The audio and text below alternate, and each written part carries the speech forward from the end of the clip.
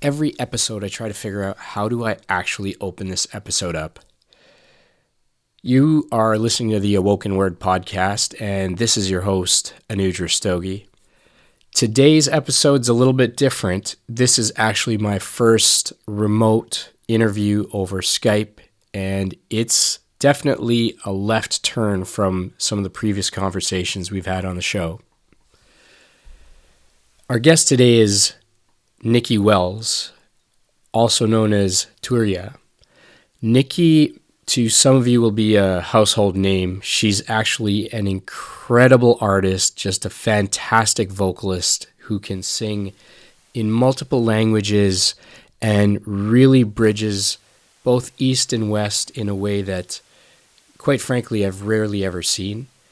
She is a longtime collaborator with the maestro Nitin Sawhney. Nitin is one of my favorite artists ever, and when I first came across Nikki and heard her, I was absolutely astounded. We talk a lot about music, and that's part of what makes this episode a lot different than the previous ones. For those who know me, I am actually a music composer and producer. I've scored for film. I'm also a spoken word poet and writer. So the music and the art runs deep in me, and so it was really nice to have a conversation with somebody in some familiar territory. Anyhow, it was an absolute delight speaking with Nikki. She's incredibly humble, prolific, talented, and I felt a lot of hope for the world just knowing that there's artists like her out there. I guarantee you, if you are a fan of interesting music, of innovative music, you will not be disappointed in hearing the way that she brings these two worlds together in a very unique and masterful way. I give to you Nikki Wells. This podcast is my humble attempt to bring a full grain of sand of goodness rising to the beach of human experience. Inspiring. This podcast is my love letter to all of you.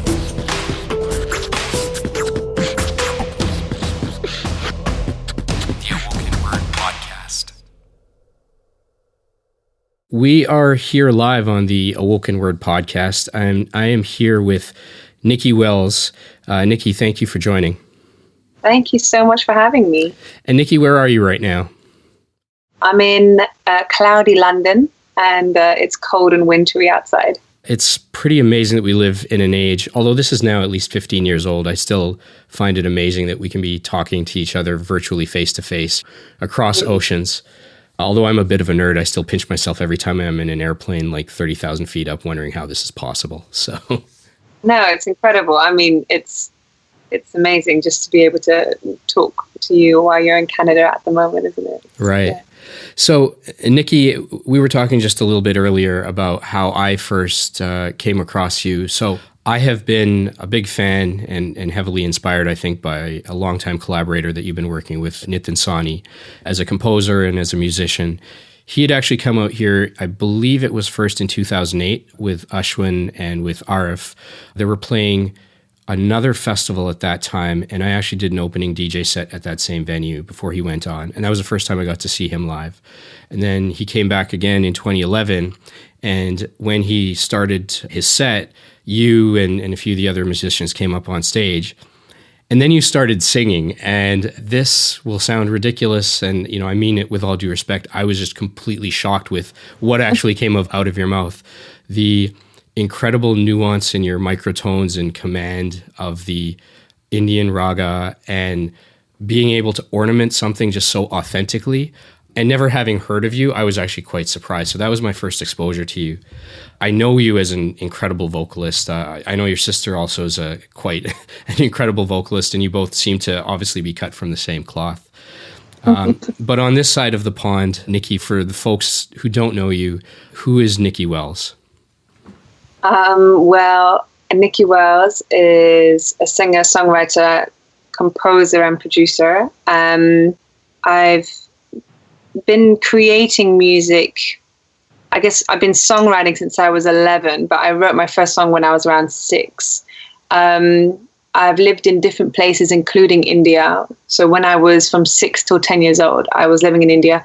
And I think wherever I've lived, it's kind of informed my musical template, as it were, or my palette, my painter's palette. So it's a kind of element of nature and nurture, and I've kind of grown up with a lot of Indian culture within my own upbringing, which is why Indian music was not something foreign to me. It was something very natural, and I could pick it up quickly because I understood being a child living there, you could pick up the nuances quite easily from a young age. So I met Nitin when I was around 20, when I was studying music, and I had learnt some shlokas, which are ancient Vedic hymns, when I went back to India after 10 years.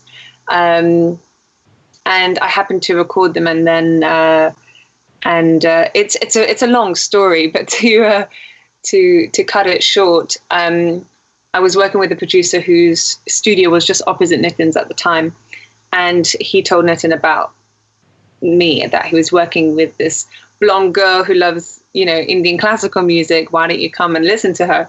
So he came into the studio when I was doing a session, and I played him this shloka, and he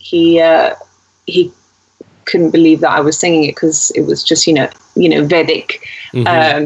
It's great, and then he was like, "Can you sing this live for me now?" And I was like, "Sure." Then I sang it live, and then from then on, he just essentially took me under his wing, and I was part of his band for the last 8 years. So it's been an incredible journey so far. And I think if I hadn't have met him, I probably wouldn't have delved into that world deeper, because all of a sudden I had to sing on tour, singing in Hindi, Sanskrit, Marathi, Bengali, all these languages from India. And it gave me an excuse to delve into it deeper. But essentially, I'm self-taught musician, and I guess it's being a chameleon of sorts. So within his band, I'd have to sing soul, jazz, English songs, Indian songs. And I think it's just about, music is about fluidity, really. And I think it is hard when people get stuck in their own genre or their own kind of way of thinking. Right. For me, it's about like a fluid ocean, which is unlimited. The possibilities are unlimited, and if you can open up your emotions and your mind to that, you can basically touch and resonate with anywhere in the world. So I happened to have a history of living in India, but if I was living in Africa, it might have been the same thing. Who knows? So how long were you in India? Like from what age to what age? From 6 years old to 10, I was living in Himachal Pradesh in Dharamshala, and then I went back there when I was around 19, and I studied the basic foundations of Indian classical music in a rural music academy in Thane, 3 hours from Mumbai. Okay. And so that was my first training, as it were, and then my next training was just listening to the masters and the greats over the years. And so I haven't had a guru as such, though if I did, I'd probably, have benefited a lot more. But it's essentially just, learning and absorbing by ear and listening to the masters. And so, first of all, that answers a whole bunch of questions for me, because I've heard many singers who have in particular come into not even Indian classical, but even Indian folk, anything that has that Indian aesthetic. There is something very different from a Western aesthetic about that. And internalizing that, I don't think is just an intellectual exercise.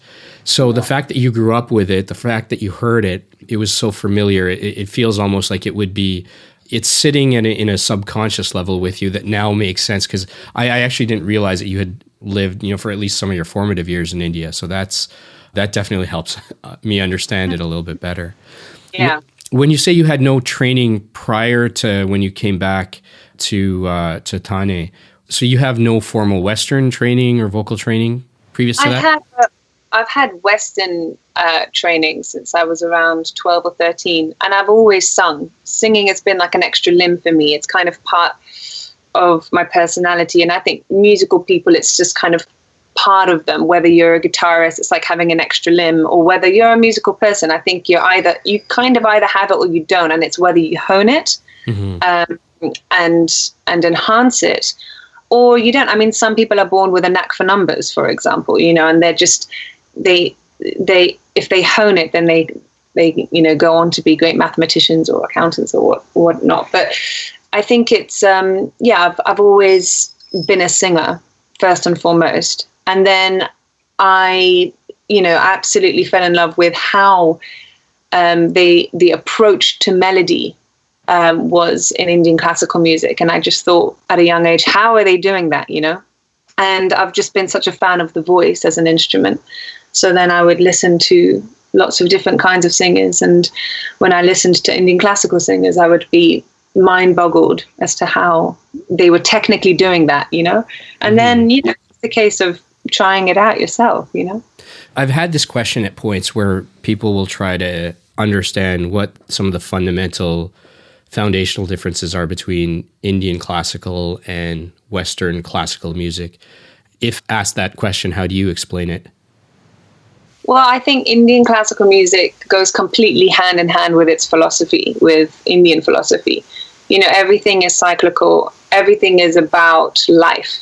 It's the same, of course, in Western, but I think it's incredibly spiritual. Of course, it has its technical and its sophistication, but first and foremost, it's about one's connection with oneself and their environment and the nature and how different ragas can be connected to the seasons and the times of the day. And it's completely cyclical, so you have cycles of beats rather than, as we do in the West time signatures. So I think because I grew up with understanding a lot of Indian philosophy and mythology and things like that, it kind of resonated and went hand in hand with that, and also went hand in hand with my own spiritual kind of development, as it were, because it kind of resonates with it in a way. The temperament of Indian classical music, I think all music you listen to, you kind of become. Right.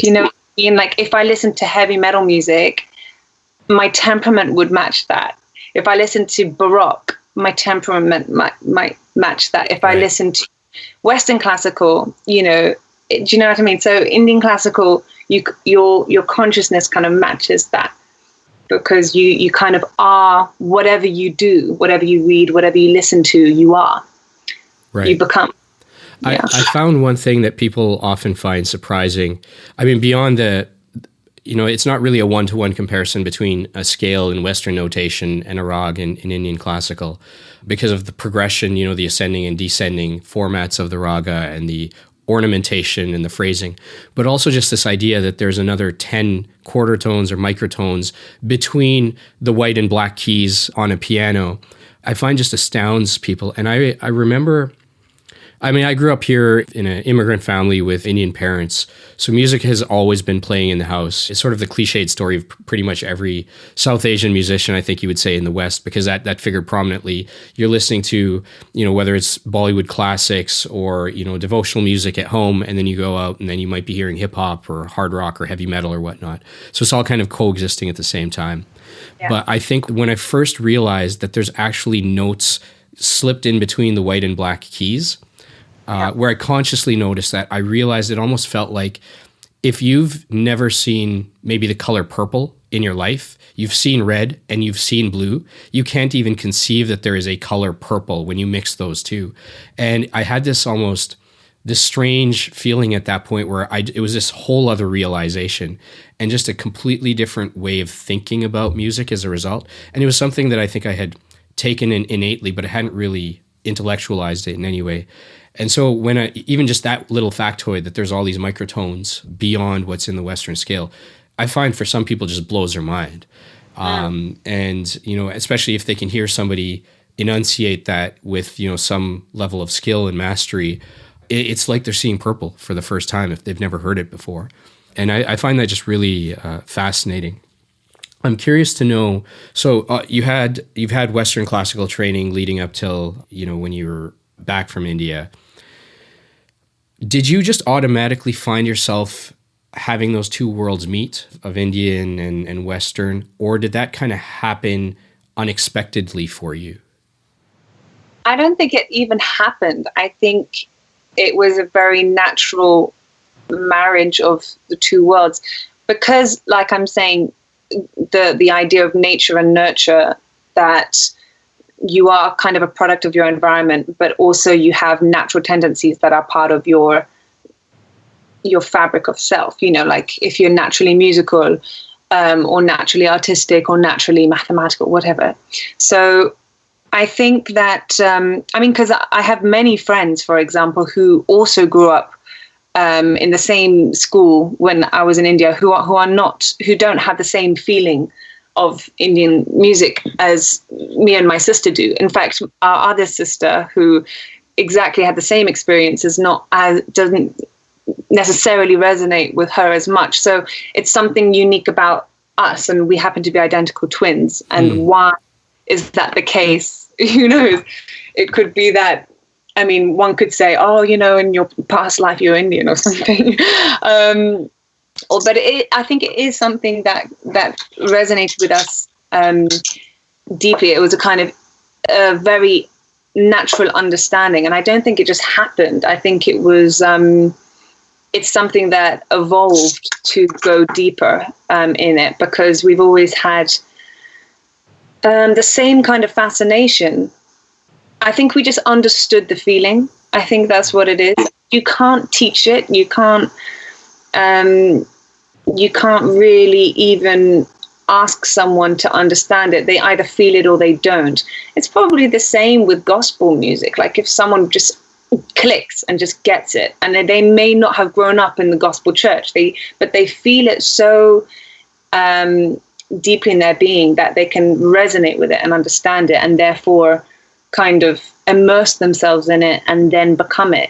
So I just think it's about, we're like sponges as human beings. Right. And either you kind of block yourself out from some information outside the world, or you allow yourself to immerse in it and have it become part of you. And I think that's where integration of the arts take place, because you kind of determine where are the limits, what are the limits of what you're going to learn or know, and are they limited by culture? Are they limited by race? Are they limited by religion? Are they limited by borders or countries? And actually, they're not. And music is the one language which completely transcends all of those. And I think that's why it was quite not easy, but natural to grasp this music.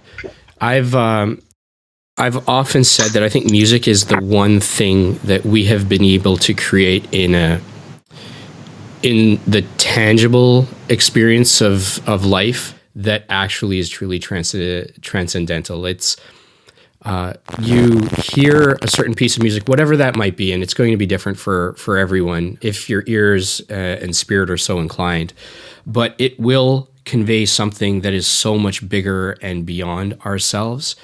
I feel like that often when I hear, great music, great vocalists, and it's not necessarily limited to any one particular style, but you hear something that's actually communicable, right? I think there's so much about the human experience that's beautiful and that's brilliant and joyous, or maybe extremely depressing or sad or melancholy. All of those things are sort of the different shades of the human experience, but not all of them are easily conveyed.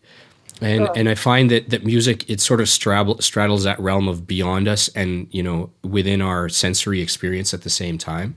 I'm obviously biased as a musician myself, but I haven't found anything else that kind of transports you quite in the same way. I think that to a limited extent, for some people, it might be food. I just saw a speaker here at TEDx in Toronto he's a food writer. And it was actually really interesting because he talks about food in families' dishes. He's actually Sri Lankan, and he finds when he has this specific stew his mother makes, it transports him back to a specific moment in time when he was 10 in Colombo, in this park. And it's very much like he's like he called it a hyperloop, basically back in time and space. So I think food perhaps does that. Maybe smells do that for some people, but I don't know that anything else has historically brought people together across all of these atypical scenarios where we have all these divisions amongst each other. You know, it's just from different styles and genres of music, different ethnic backgrounds. I've performed on stage personally with musicians from Iran, from Africa, everything from Yugoslavian vocalists to rappers and whatnot. And if people are wired to see the similarities between us and the human connection there, all of this stuff just falls to the wayside. Totally. Yeah. I mean, it's kind of like that's what's real, and everything else, like all these kind of human man-made conceptions and ideologies and concepts, as such, are complete myths. I mean, they're complete, money itself is a myth. You know what I mean? I've just been reading this book, Sapiens. Have you read it? It's actually right back there. I just started reading it. Yeah. Right. Well, you're going to get into it. I mean, the one sentence that just mind-boggled me was this amazing idea that the one reason why Homo sapiens and we as people have evolved to where we are is our collective belief in a myth. Mm-hmm. So whether that's money or politics or an idea, and our collective belief in it has meant that it exists. And so I'm interested in what you're saying, because it's like something like music, it's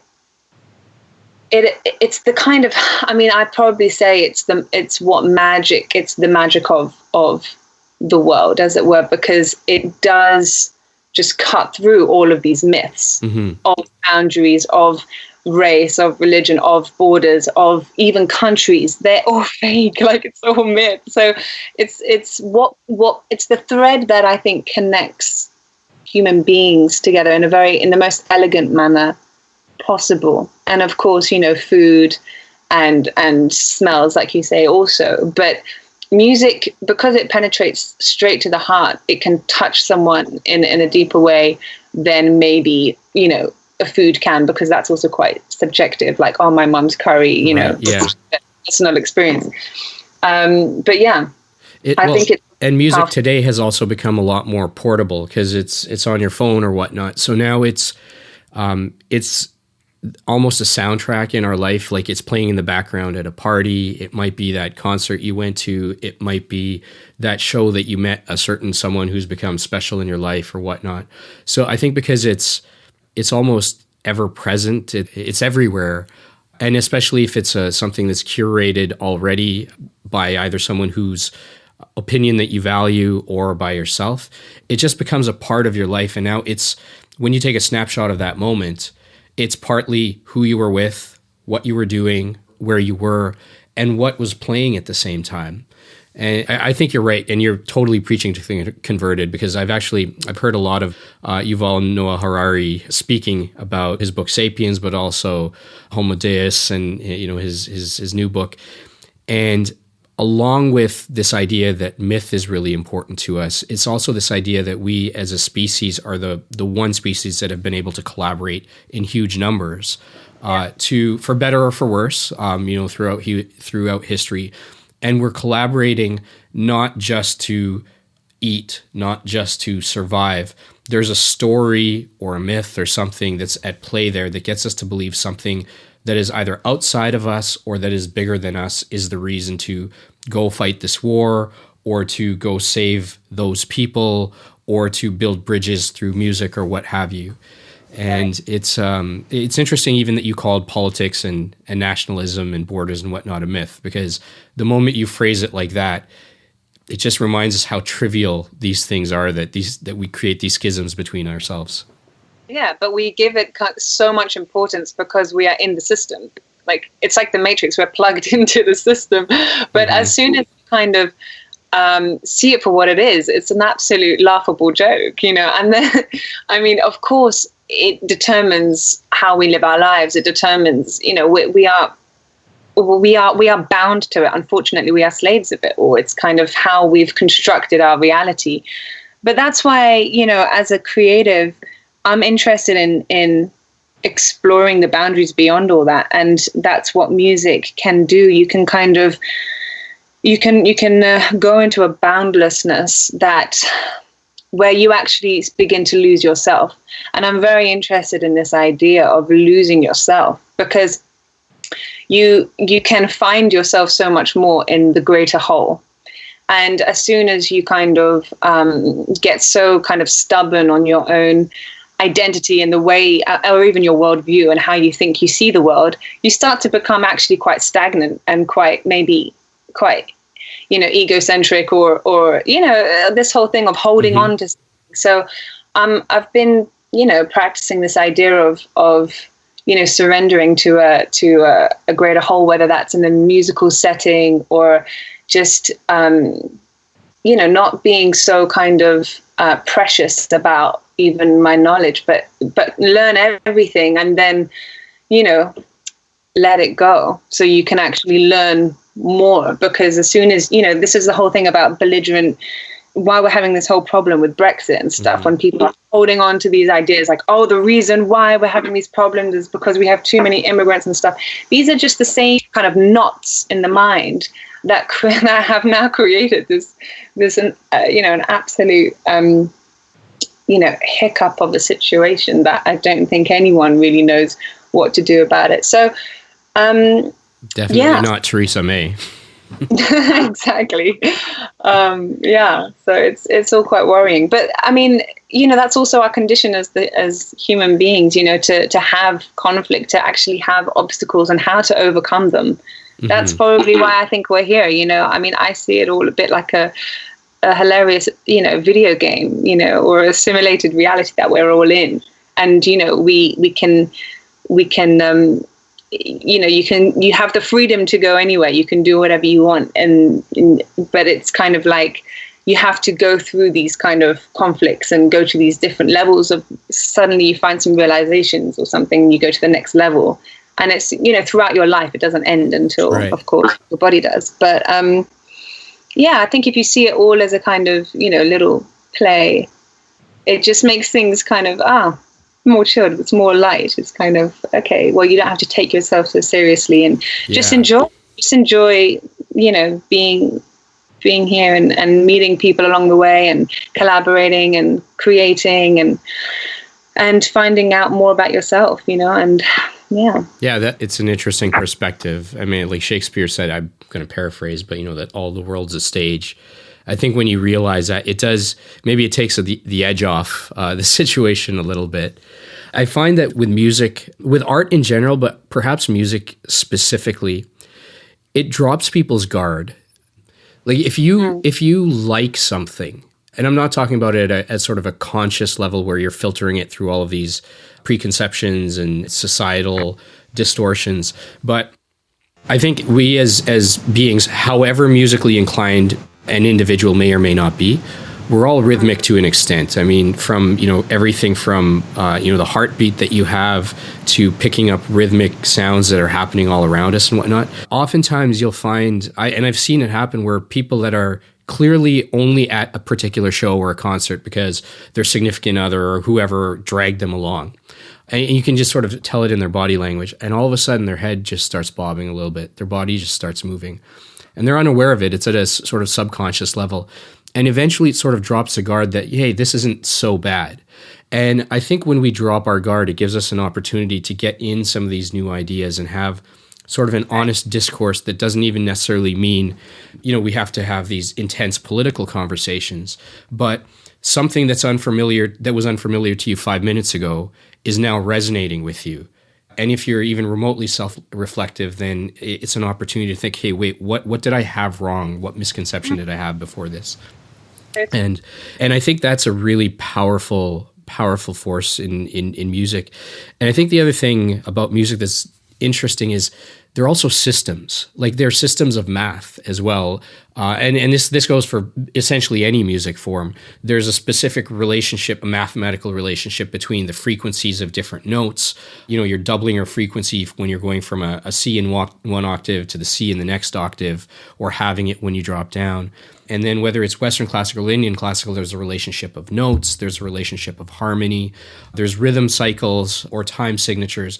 So these systems are logical in many ways. And if you understand the technical systems of it, it's not as purely subjective as perhaps some other things that we create are, but just technical mastery alone doesn't necessarily create the art. Like you could be technically proficient and still have absolutely no soul in your music. But I think because it's, again, I'm overly biased towards music because I think it is both science and art at the same time. And it doesn't have to be one or the other. And we often find ourselves on either side of that religious debate over, is it science, is it art, is it God, is it religion or whatnot?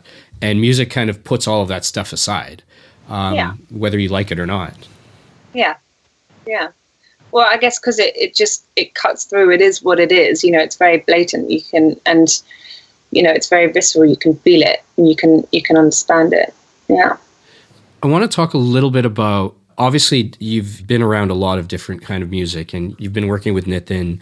I know that you've worked with Joss Stone in the past, and you've worked with a lot of musicians who I've had the pleasure to know as well. Who have been your influences in life? Like if you were to kind of, you're stranded on a tropical island and you only have 10 or 15 artists that you could listen to, who comes to mind? Well, I did, you know, I have an English father and a Swiss mother.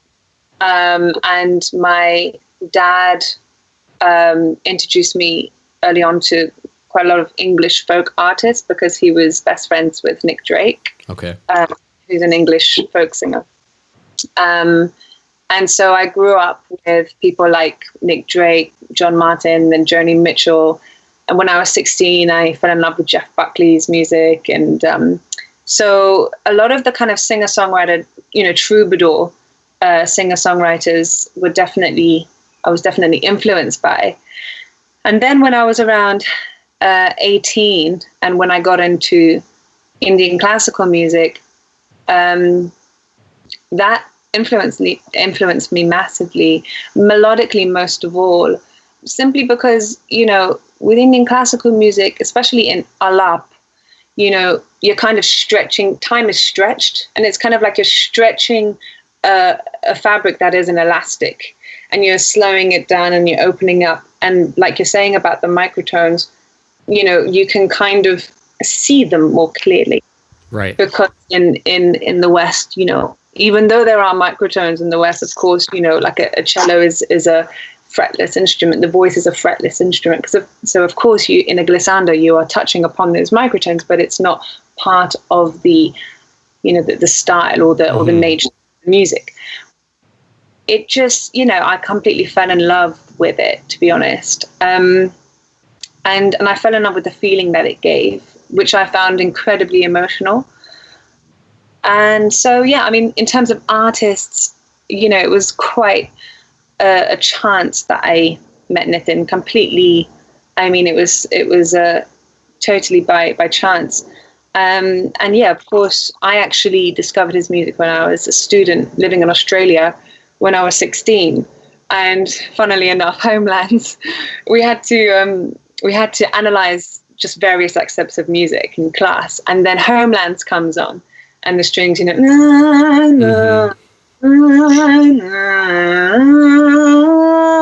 and suddenly this Qawwali voice is bursting, soaring through, and then I just put my pen down and sat up in my chair, and I'm like, who's making music like this, you know?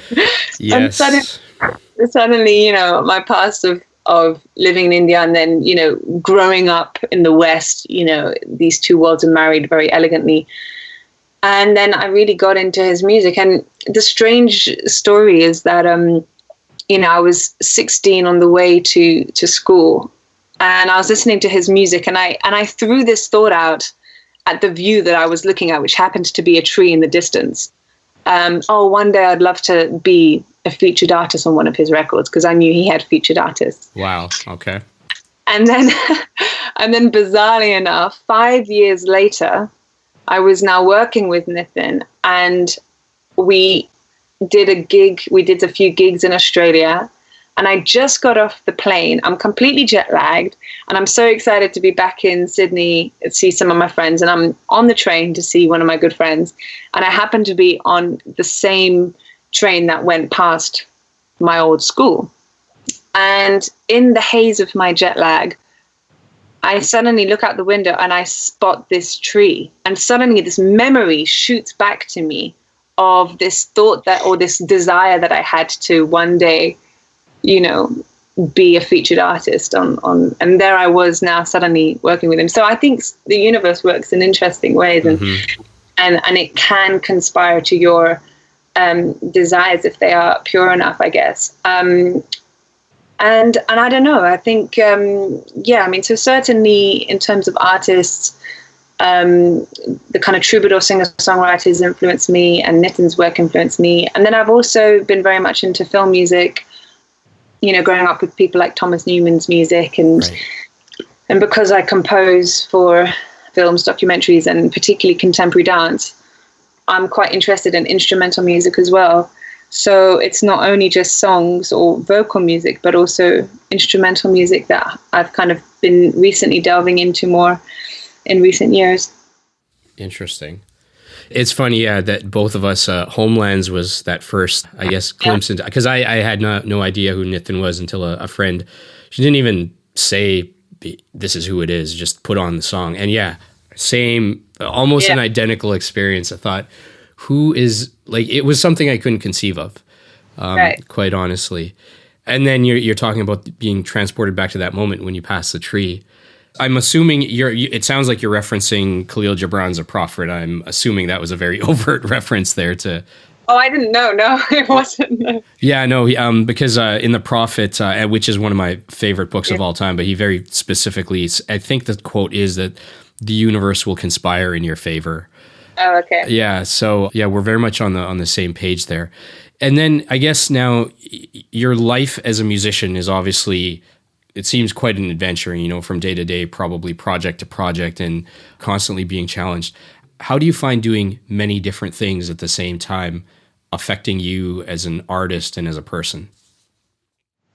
Well, that's a good question. I definitely think whatever project you're working on teaches you, I recently did a contemporary dance show in Abu Dhabi, and I'd arrived with a complete blank canvas, absolutely not knowing the direction of the narrative of the show, or what we're going to do. And by 7 days, we had to have an entire show ready for a performance, And in that time, I probably wrote 2 albums worth of music. It was a solidly creative, potent, creative, intense time of creativity, but I absolutely thrived and absolutely loved it because it was just so creative and so fun for me to just get all these ideas out somehow and see what worked and what didn't. And there were 7 Turkish dancers who were dancing the piece, which is with Akash Shudedra, who is the choreographer, and the piece is called #Je suis. And so it was when I started working with contemporary dance, the first thing that I realized is, do not create music.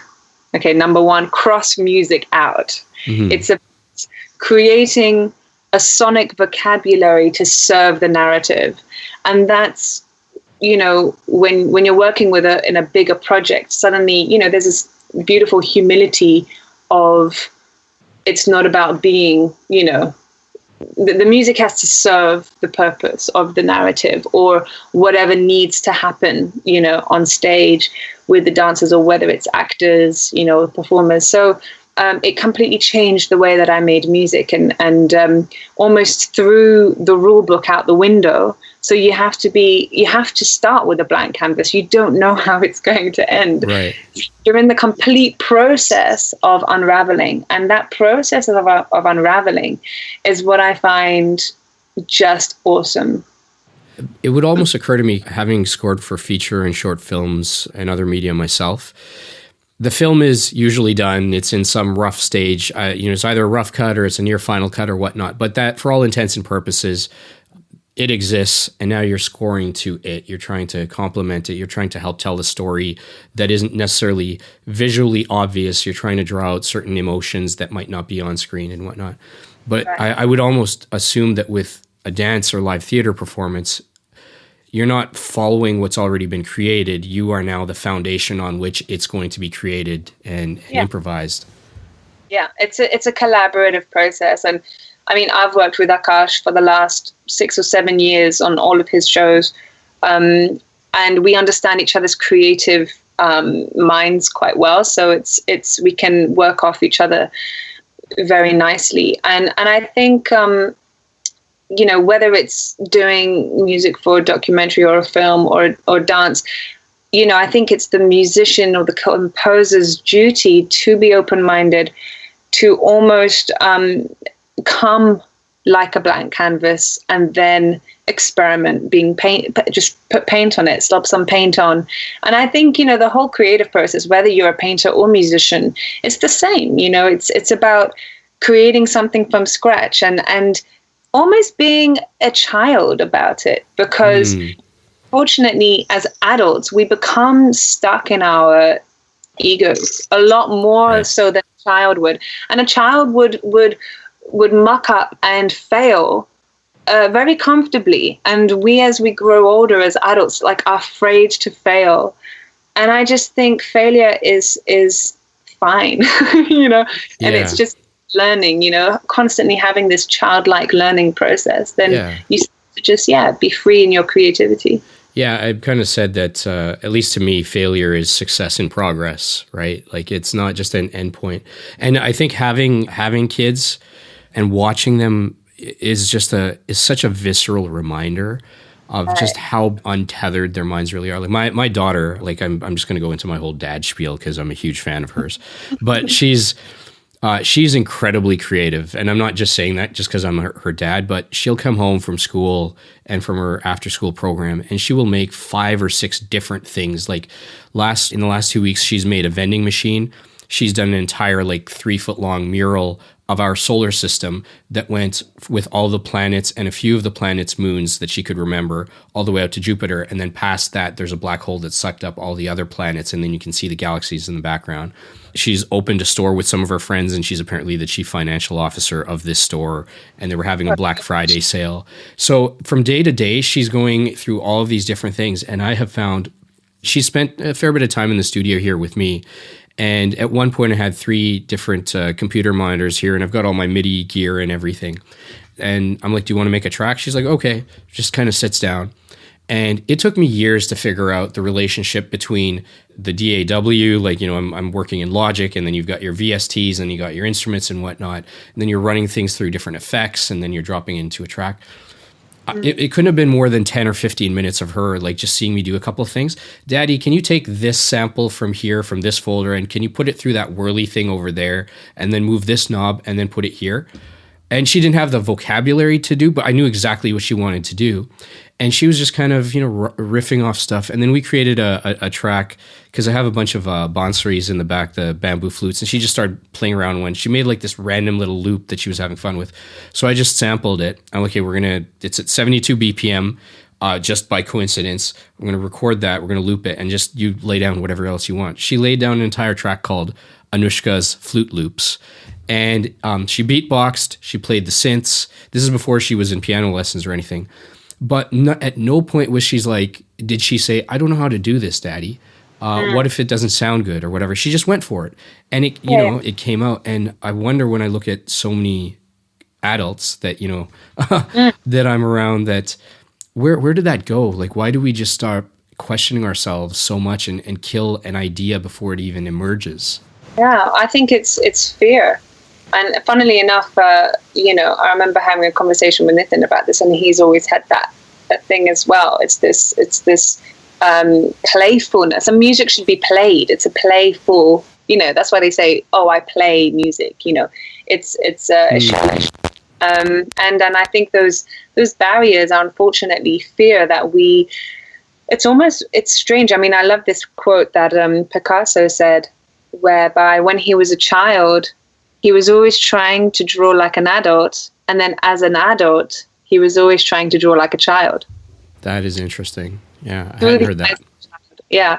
So it's this idea that, for some reason, as we grow older, we become more insecure or more stagnated or more have more fear than a child does, because they're just more, untainted by, I don't know, the difficulties of the world or the responsibilities and the stresses that we have.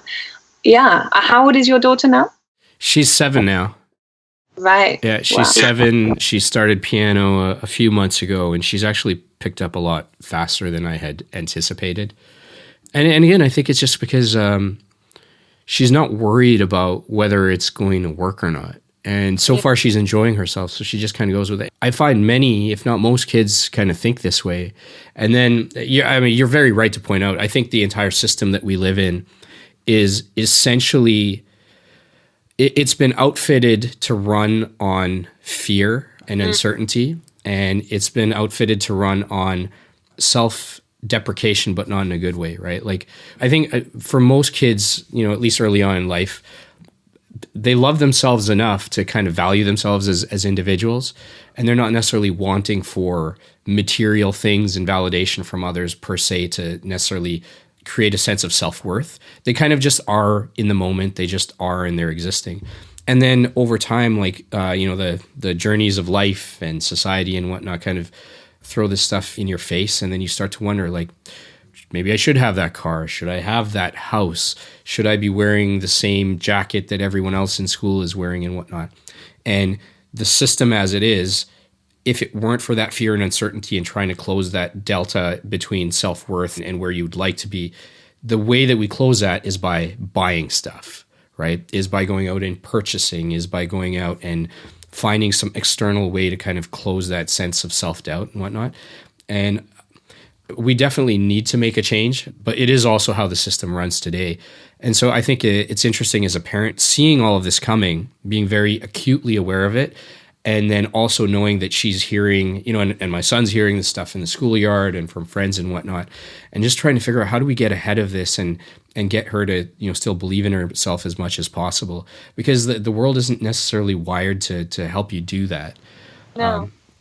I mean, I think it's about opening a dialogue. Like, if you can have these important conversations as a family, it creates a security within the children. I think open dialogue is important wherever you are. I mean, it's growth, and that's exactly what you were saying about your friends, where you could have these deep conversations and philosophical conversations with, because most people, they don't talk of things necessarily of substance. Actually, the majority of our attention is on very kind of superficial things, like material things, or just even if you think about collectively, even if you've just put on the radio and the content of the lyrics and the content that we're being spoon-fed, in the news is it just puts you in a almost quite depressing place, because there's not that much substance. So if you can have, friends or family or groups of people where you can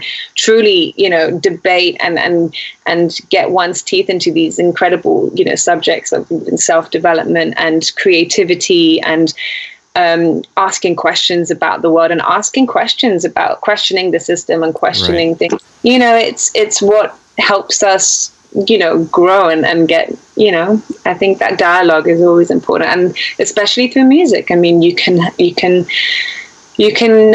communicate so much just, with that medium. Yeah, absolutely. So kind of hearing you speak now and here's some of your thoughts on this, I'm curious. I've heard sort of two schools of thought on this. When it comes to people who are artists or have some sort of public platform, it might be athletes or celebrities or public intellectuals or what have you.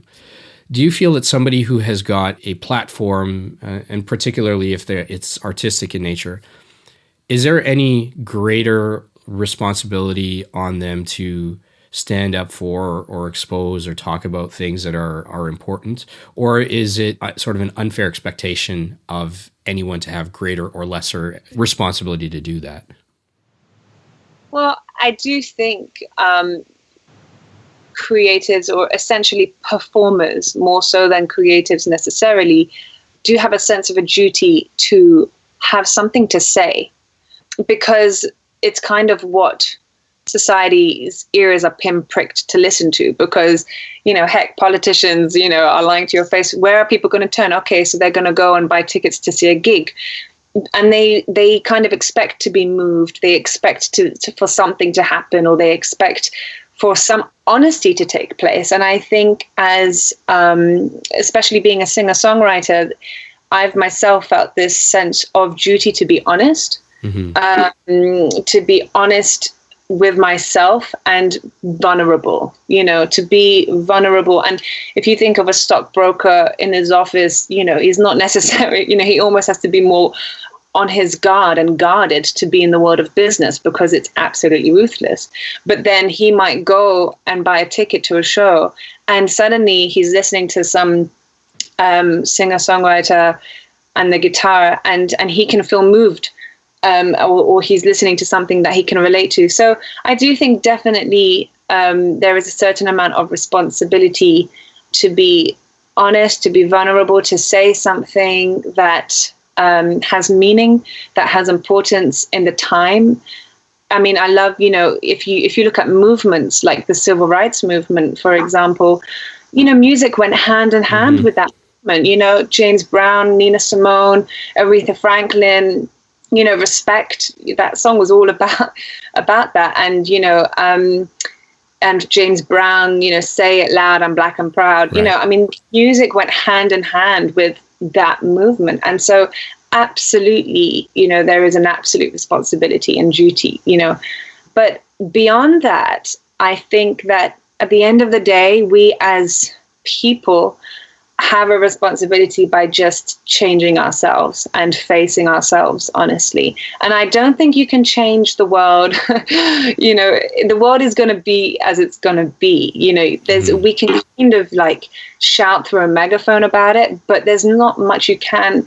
I think, what is probably a more powerful way to change the world is like Michael Jackson just said, to change yourself first, right.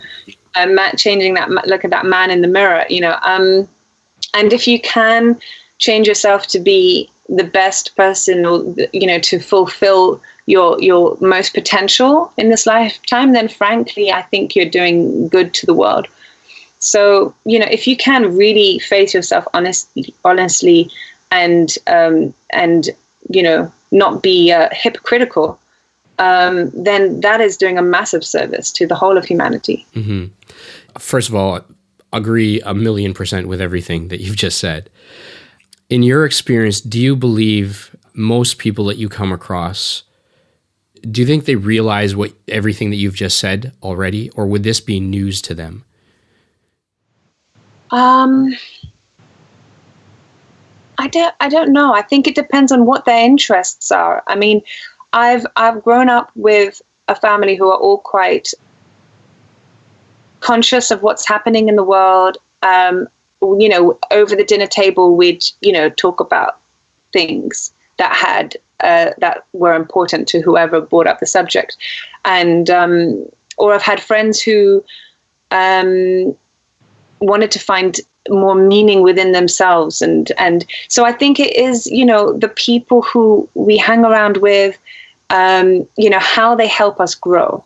Mm-hmm. And people can either help you grow or descend. You can either ascend or descend, and everything you do in life can be that. And that's why it's a choice. You have these choices. You can either, and that's why these formative years of teenage years are very important, because you can have a group of friends that are bad influences or something, or they just don't challenge you mm-hmm. enough to grow, or you just slip into this kind of, what everyone else is doing, which is, slightly self-destructive perhaps. And I just think it's about one has to know who they want to be, or, one has to have some kind of hunger to find more meaning. And I think this is part of human nature. We're always digging the sand for answers, for perhaps more meaning, for feeling something more true. And I think creatives are people who are constantly digging. Right. Right. Music education. Do you think that where does music fit into life for most people? Like, do you think that society would be better off if we had more music education and proficiency across the board? For sure. I mean, I think, there's like some TED Talks and some YouTube videos of, if someone picks up an instrument, they're working on so many aspects of their brain. The lingual aspects, the visual aspects, the motor neuron aspects. So it's great for development of a person in general, even if you didn't end up being a professional musician. Right. For me, I have to say that what helped me a lot was jamming. And when I was living in Australia, there was my friend's house was on a street called Crown Street. And every Wednesday night, all of the musos from Sydney, from the Jazz Cats who just finished playing a gig, or anyone would just rock up at Jesse's house on Crown Street, and we'd all jam. And jamming was this kind of walking on a tightrope type of basis, where you're listening, you're communicating, you're collaborating. You need to know when it's enough, when to stop, when to start, and it's really walking the tightrope. And I think, if there were communities or collectives that could encourage youth to jam, to create, it's basically the opportunity, right? Metaphorically speaking, just paint it on a canvas and then just move it around and then add another color. And it's just that process of starting, which I think is fundamentally important. And it's fun, it's scary. Right. And I think that about that fear and scary is really important. I mean, I love this saying of do one thing a day that scares you, because it means that you are challenging that fear and right. You're just doing it. And then it gets to a point where you're not afraid of it anymore. So I think just plunging into the unknown can be scary, but it's so important, and it's what it's what creates development. And the most successful people in this world are those who have plunged into those pools that others just wouldn't. Right. I mean, how does someone like Elon Musk create the companies that he's done if he hasn't just had a more lateral way of thinking? Right. I think it's interesting that you bring up jamming, and I hear you on that. I feel like some of the most incredible moments I've had have been while jamming, especially with, it's great to jam with people that because you kind of have a feel for where they might go with something. But having, a complete rogue element in there that you've never kind of worked with all of a sudden throws you off, and then you have to work with that. And I think that's interesting. Jamming both musically, but I think even outside of that idea is that you're creating something together. And so that you are bringing your own strengths and weaknesses to the table, and you're cognizant of both your strengths and weaknesses at the same time in this effort of creating something bigger than yourself together. And I think that's just something that we don't do enough of. And I think that dynamic, it could be, science fairs where you get a bunch of students given a problem that they have to solve with limited resources or limited time. You see this in the software development world with hackathons a lot, where you're putting a time constraint, but you basically have people using their unique skills to solve a single problem. And in many ways, I think jamming with music is that you're constantly trying to solve a problem, which is, how do I make this sound good for everyone? So right. I think it's interesting that you bring it up. I think it could apply to anything creative, though, because, for example, I've started pottery, for example, okay, which I've completely fallen in love with. And it's, it's this essentially, you're creating a pot or a cup or something from scratch. Like it's a, and I hadn't really had any training at all, but it's incredibly intuitive, you know, how to do it. And then all of a sudden, now I've created a merchandise brand called Turia Pots, which is part of my singer-songwriter. You know, so I'm selling them as part of my merchandise. So it's a kind of just doing it and getting your hands mucky, metaphorically, literally, is something I would always encourage.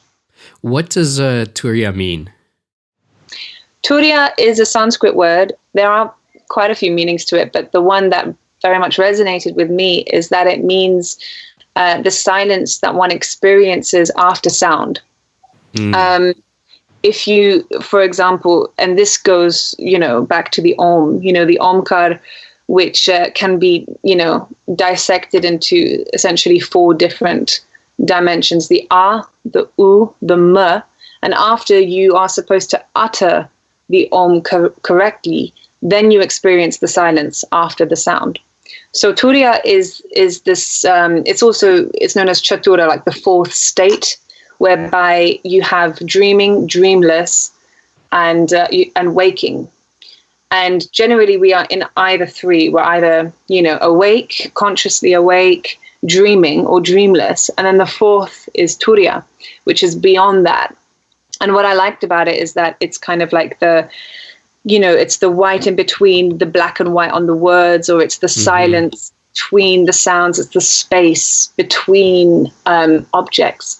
And I wanted that silence to represent my sound as an artist, so that Turiya becomes an experience that the listener can come to a gig and hopefully walk out in a state of silence. I love that. It reminds me a lot of, and again, I'm paraphrasing, I can't remember the quote exactly, but I think it was Miles Davis that said something like, you'll know whether it was the wrong note or not based on the next note. Right. But also it's the notes you don't play, it's the silences that you leave that make a huge difference in that. That's fascinating. I'm curious because you're obviously, you know, a woman of the world. I mean, you've lived around the world. You, as an artist, obviously are internalizing a lot of things. In the climate that the world is in today, in particular, especially right now with all of the uncertainty in the UK with whether or not Brexit is happening, is not happening, whether there's going to be a people's vote or not. When you look out at what's happening within the country and what people are talking about, what you're hearing, how do you feel about this situation, and how do you think that we can avoid such situations in the future? Oh, that's a massive question that I don't know how much I can, in my humble kind of amount of knowledge, do justice to. But I mean, it's a worrying time. It's a question mark time. You know, we don't know what's going to happen.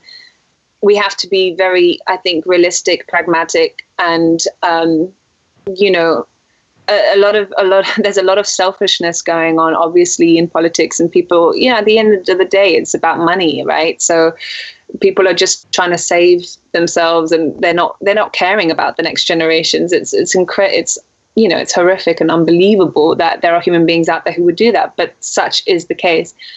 I guess, you know, as an artist, like I said earlier, I have the responsibility just to kind of speak my truth and be true to who I am, and try to write things of substance and meaning, and hope that it acts as some kind of transcendence in someone else's life, or peace in someone else's life, or gives a sense of everything's okay, you know? There is so much uncertainty in the world, and there is so much of everything, you know, but I think there is always the counterpart. I don't think this world is just light or dark. It is, you know, it's everything and the shades in between. So it's about where you want to put your attention, where you want to put your time, where you want to put your heart and your energy, and then what you can contribute to in that, you know. So I personally just want to do my part in creating music or products or experiences that are meaningful and that are hopefully resonating with other people. And that's all I can do in my small, limited body in this lifetime, is to try to do the best that I can, and to try to change myself to be the person that can fulfill my highest potential. And I don't even know what that is. It's an evolutionary process, you know, so I don't think you can even know the answer. And we're probably not supposed to know the answers. We're supposed to be in the journey of unraveling. And that's all we can really do, you know? I just wanted to come back to the performance you were mentioning. You created all that music in a whirlwind in Abu Dhabi. When you were writing that volume of music so quickly, can you talk to me a little bit about the state of mind you were in? Like, was it a flow state, or did you have a hard time going from, you know, an idea to actually creating and putting it down? It was completely fluid, because there was a brief and a boundary of what I needed to do. I had a hotel, I had a studio, and I had a cafe where I could have lunch. So that is all those limiters gave me the structure. I knew where I needed to work. I knew where I needed to go to sleep after work. I knew where I needed to eat. And there was a kind of structure in place where it made me work much faster. And I think, you know, being self-employed, which I am, it's very difficult to find this sense of discipline and even stability in the world of creativity. Right. You know, you ask yourself sometimes to like finish a song, or to, you know, and unless you had certain limitations, like, you know, say even just the luxury of having your own studio, or having a brief even to work to, it limits you to kind of propel you forward to that. And then, you know, that process for me was incredibly fluid, and I was thriving off it. And I had so much energy. I didn't need to sleep, you know, at all, you know, because I was just thriving off that really enthusiastic energy of creating. But sometimes, you know, if there isn't that structure in life, things can become a bit more muddled and a bit more, you know, stagnant, you know. So I think we have to be our own teachers, you know, as well as our own students. You know, we have to be our own parents as well as the child. You know, we can't expect anyone to do anything for us, and we can't expect anyone to tell us what to do. We have to try to, you know, inject some kind of discipline, you know, as a creative. I find the creative process is so, it's an interesting one, especially for people who don't necessarily see themselves as creative. I believe all people are inherently creative. It may not be in the form of artistic creation. It might be in many other ways, but, you know, we put barriers on ourselves. But I do find having those limitations really does help sometimes. Years ago, I did, it was actually the first big concert that I'd produced in Edmonton, which is out west. And I woke up this one morning, and this is back in 2002, so it's quite some time ago. And for some reason, I had this crazy idea: what would happen if we put tablas together with Japanese taiko drums? Because I had just stumbled across taiko. I don't even know how, but like just a few days before that. And then I found that there was a taiko group in Edmonton called Kira no Taiko. And I reached out to them and said, hey, I'd love to talk to you guys about an idea. And so I went there, I saw them play. And then there was, I think, 17 or 18 of them rehearsing. And then they're like, so what's your idea? So I explained it to them, and they're like, you're crazy. First of all, we don't even know what any of those instruments are. And when do you want to do this concert? I'm like, well, I have a venue that I can get in 6 weeks. So we can, 6 weeks, this is insane. Okay, let me bring the group of artists I'm working with, see what they do. And then if you can hear the vision at that point, then great. And if not, you know, nothing lost. So I had already been working with someone who's become a very dear friend and a huge influence and inspiration for me, Cassius Khan, who lives out west. He's the only professional artist in the world who's both a masterful ustad on the tabla, but an incredible ghazal singer. And he accompanies himself on tabla while he's singing ghazal. And it's just is mind-blowing to see someone do any one of those independently, let alone at the same time. Yeah. So him and his now wife and some other friends that we were working with, different musicians. So long story short, 6 weeks later, managed to put on the show with a 15-person taiko drum team, tabla, sitar, Ukrainian dulcimer, electronics, Bharatanatyam, Kathak. We had a closing piece, which was basically an arrangement that we had co-composed that moved between a 4/4 time signature and a 7/8. So we introduced Rupak-based Bharatanatyam when they had a 7/8 taiko piece. The whole thing was just kind of bananas. And this was far enough back that definitely not in this part of the world was really anyone doing this. But it was just amazing because, first of all, almost nobody in the taiko drum team was Japanese. And now they're seeing all these other instruments from around the world. And, they went on a whim with some crazy guy's idea. But as soon as they heard it kind of come together, the idea just manifested for everybody. And I found that because we had such a tight timeline, we managed to pull together as a result of that. And that creative process just kind of unfolded because people believed that it might actually work. Yeah. Yeah, definitely. Right. I mean, that's a great example, again, of how when you have even a deadline, how you actually, okay, guys, we need to put this all together. And then, you have a result. Yeah. Yeah, absolutely. So, Nikki, you've been incredibly gracious with your time. And speaking of light and dark, it is barely light here, but it is now dark there, clearly. Yeah, it is. Before we kind of sign off, where can people find out more about you? And do you have any sort of known plans of coming back to this side of the pond anytime soon? Well, I'd love to come back to Canada. I've released my album under the name Turiya called Ocean, and it's my debut album, and it's now released completely worldwide. Wonderful.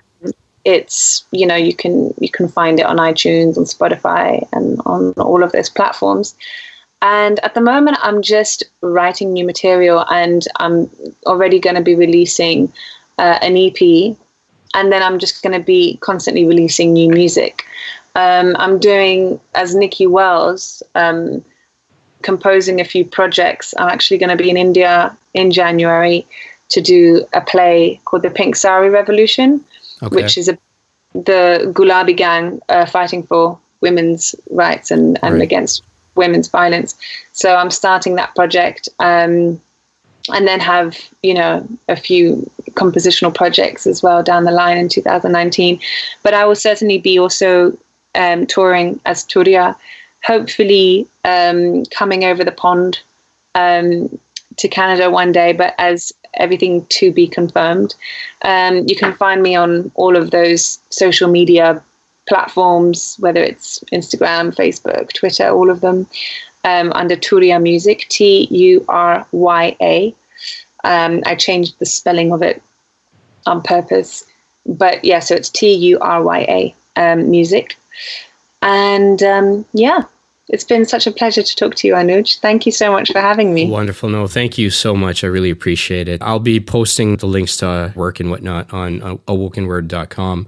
But thank you so much for your time. I hope that we do get a chance sometime in the future to kind of pick back up on this. It was wonderful to speak to you. And I actually feel much better about the world just knowing that there's, artists like you out there. Whatever I already thought about you, you've just only reconfirmed and exceeded that. So just thank you so much for doing what you do. That means a lot. Thank you so much. Wonderful. That's a wrap.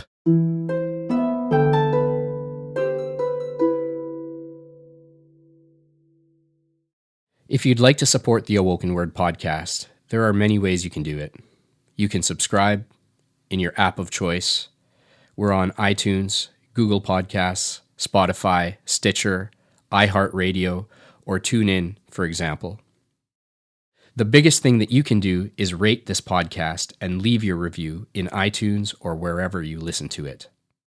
You can also talk about this podcast, its guests, or the ideas shared on it in your own podcasts. If you find benefit in this show, tell your friends, tell your family, and even more importantly, tell your enemies. They'll appreciate it too. And of course, you can also follow us on social media, particularly on Twitter. Our handle there is @AwokenWord, on Instagram as @AwokenWordPodcast, or on our Facebook page. Thank you. Your support is greatly appreciated.